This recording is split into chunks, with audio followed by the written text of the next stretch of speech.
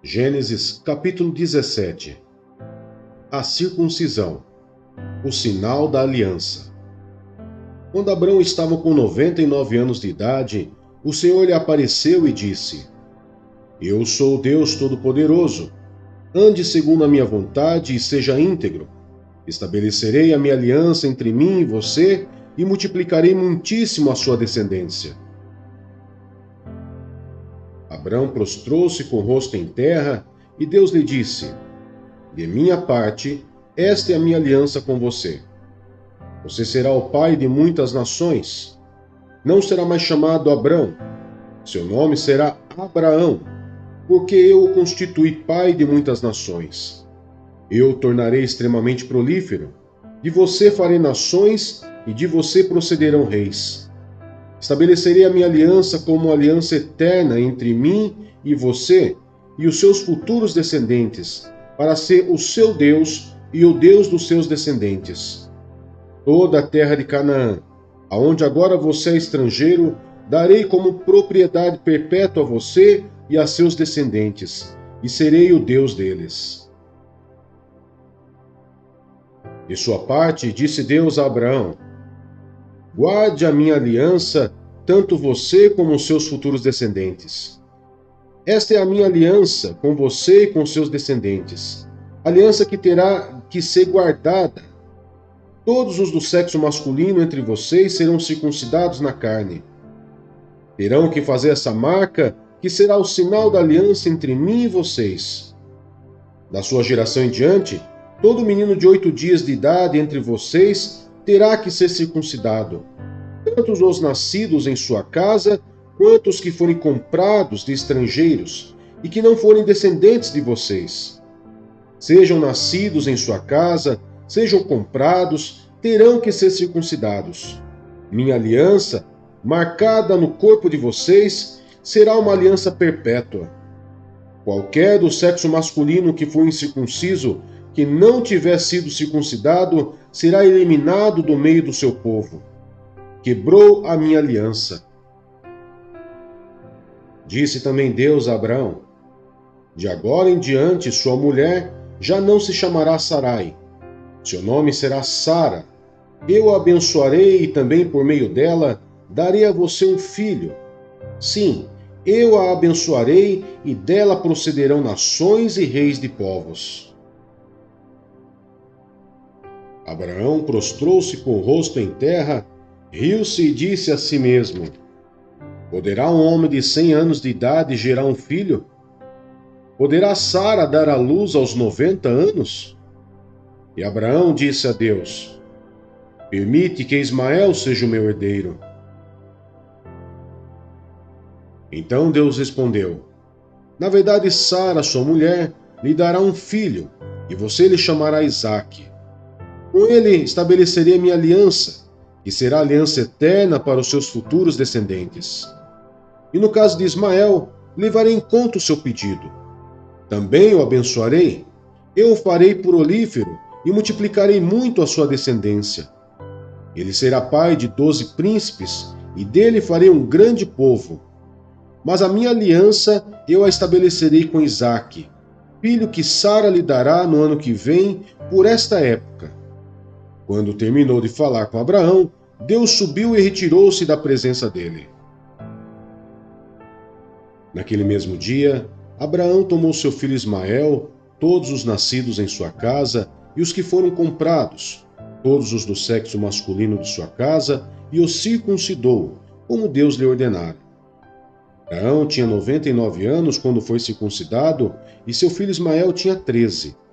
Abraão e seu filho Ismael foram circuncidados naquele mesmo dia. E com Abraão foram circuncidados todos os de sua casa, tanto os nascidos em casa, como os comprados de estrangeiros.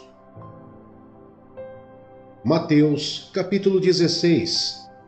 Os fariseus e os saduceus pedem um sinal. Os fariseus e os saduceus aproximaram-se de Jesus e o puseram à prova, pedindo-lhe que lhes mostrasse um sinal do céu.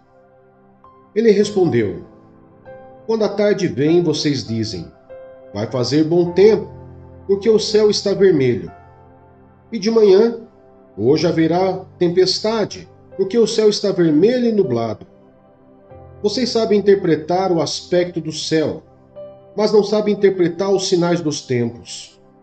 Uma geração perversa e adúltera pede um sinal milagroso, mas nenhum sinal lhe será dado, a não ser o sinal de Jonas.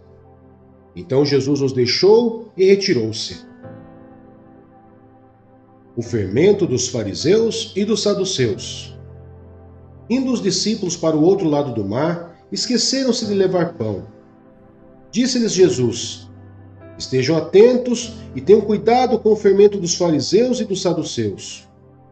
E eles discutiam entre si, dizendo: É porque não trouxemos pão. Percebendo a discussão, Jesus lhes perguntou: Homens de pequena fé, por que vocês estão discutindo entre si sobre não terem pão? Ainda não compreendem?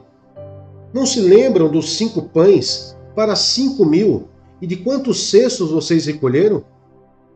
Nem dos 7 pães para os 4.000 e de quantos cestos recolheram? Como é que vocês não entendem que não era de pão que eu estava lhes falando? Tomem cuidado com o fermento dos fariseus e dos saduceus.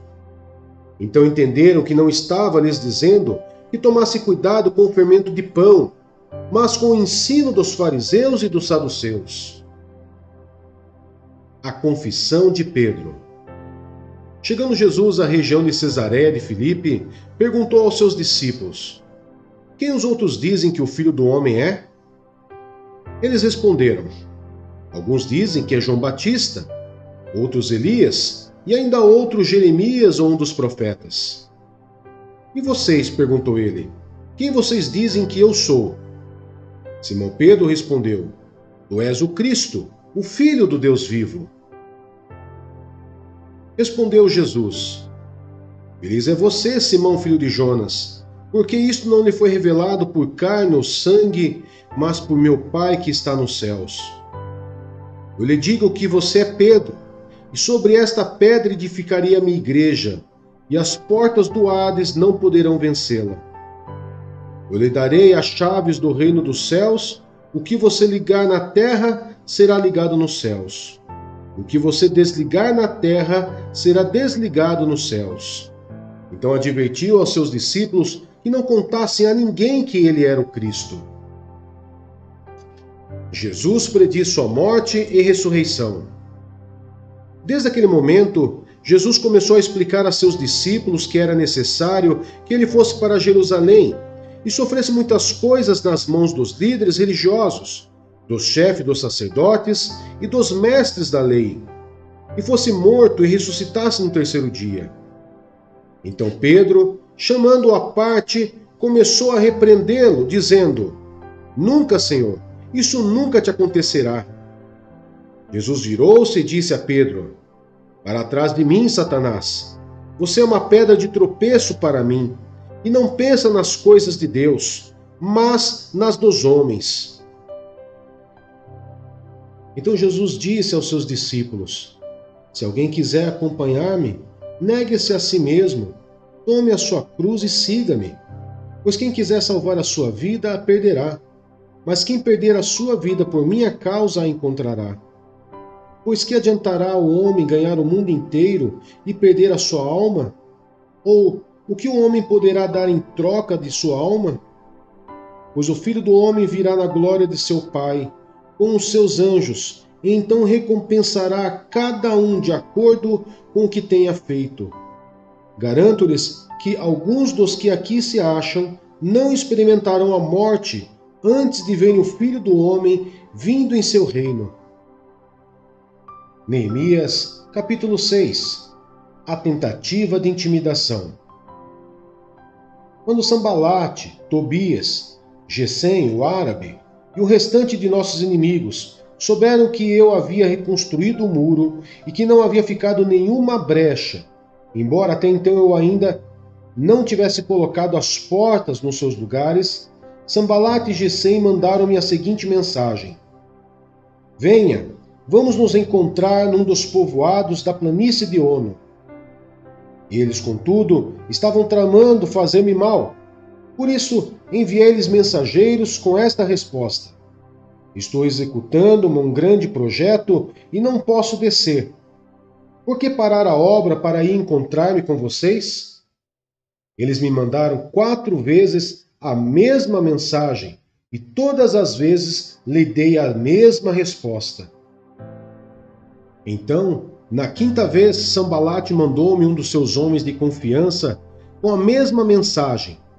Ele tinha na mão uma carta aberta em que estava escrito: diz entre as nações, e Gesem diz que é verdade, que você e os judeus estão tramando uma revolta e que por isso estão reconstruindo o muro. Além disso, conforme dizem, você está na iminência de se tornar o rei deles, e até nomeou profetas para fazer em Jerusalém a seguinte proclamação a seu respeito: há um rei em Judá. Ora, essa informação será levada ao rei, por isso vamos conversar. Eu lhes mandei essa resposta: nada disso que você diz está acontecendo, é pura invenção sua. Estavam todos tentando intimidar-nos, pensando: eles serão enfraquecidos e não concluirão a obra. Eu, porém, orei pedindo: fortalece agora as minhas mãos. Um dia fui à casa de Semaías, filho de Delaías, neto de Metabel, que estava trancado portas adentro.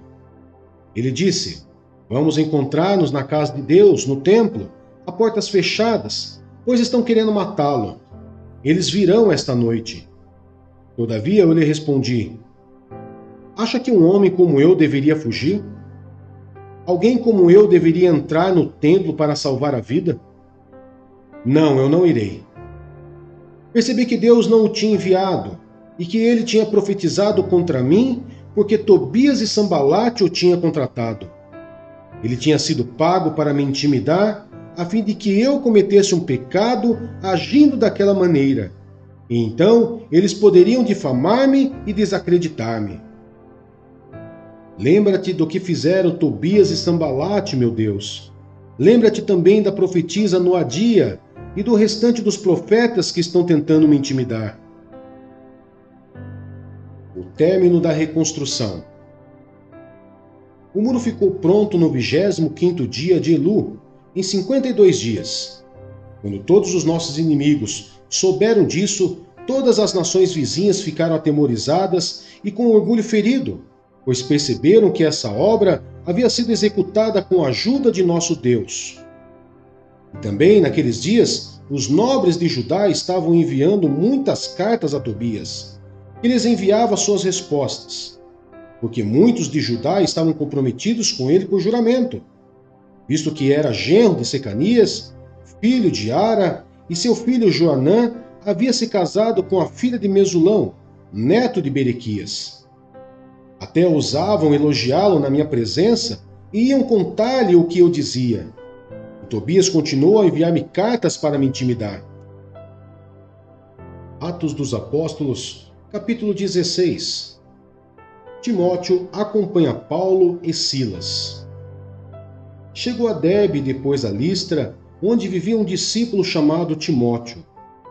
Sua mãe era uma judia convertida e seu pai era grego. Os irmãos de Listra e Icônio davam bom testemunho dele.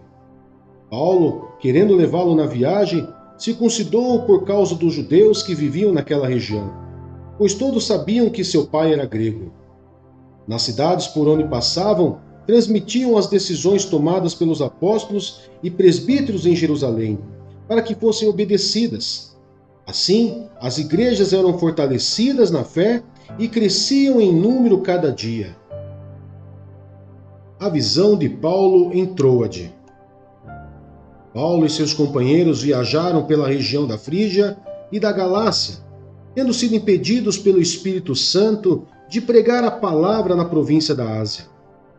Quando chegaram à fronteira da Mícia, tentaram entrar na Bitínia, mas o Espírito de Jesus os impediu. Então contornaram a Mícia e desceram a Troade. Durante a noite, Paulo teve uma visão, na qual um homem da Macedônia estava em pé e lhe suplicava: passe a Macedônia e ajude-nos. Depois que Paulo teve essa visão, preparamo-nos imediatamente para partir para a Macedônia, concluindo que Deus nos tinha chamado para lhes pregar o Evangelho.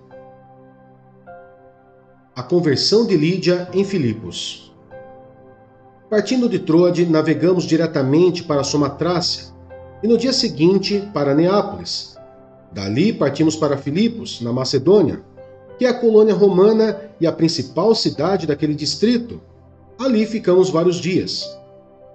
No sábado, saímos da cidade e fomos para a beira do rio, onde esperávamos encontrar um lugar de oração. Sentamo-nos e começamos a conversar com as mulheres que haviam se reunido ali. Uma das que ouviam era uma mulher temente a Deus, chamada Lídia, vendedora de tecida de púrpura, da cidade de Tiatira. O Senhor abriu seu coração para atender à mensagem de Paulo. Tendo sido batizada, bem como os de sua casa, ela nos convidou, dizendo: se os senhores me consideram uma crente no Senhor, venham ficar em minha casa. E nos convenceu. Paulo e Silas na prisão.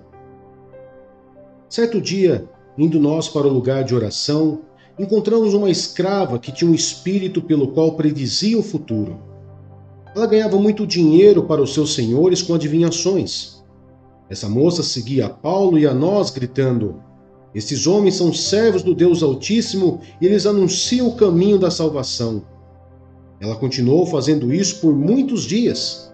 Finalmente, Paulo ficou indignado, voltou-se e disse ao espírito: em nome de Jesus Cristo eu lhe ordeno que saia dela.